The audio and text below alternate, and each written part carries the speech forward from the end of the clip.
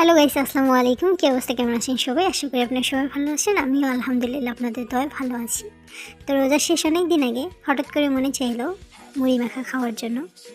রোজায় আমরা যেরকমভাবে মুড়ি মেখে খাই, যাই হোক যেই ভাবা সেই কাজ। ঝটপট করে সব কিছু রেডি করে নিলাম। তারপরে গরম তেলে বেগুনি ভেজে নিলাম।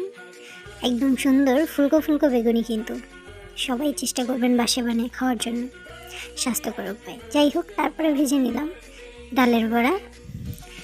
ডালের বড়াগুলোও একদম মচমচে করে ভেজে নেব। তারপরে আপনারা সবাই আমার ফুল ভিডিওটা দেখবেন প্রথম থেকে শেষ পর্যন্ত, লাইক কমেন্ট শেয়ার করবেন, সাবস্ক্রাইব করতে ভুলবেন না। যাই হোক,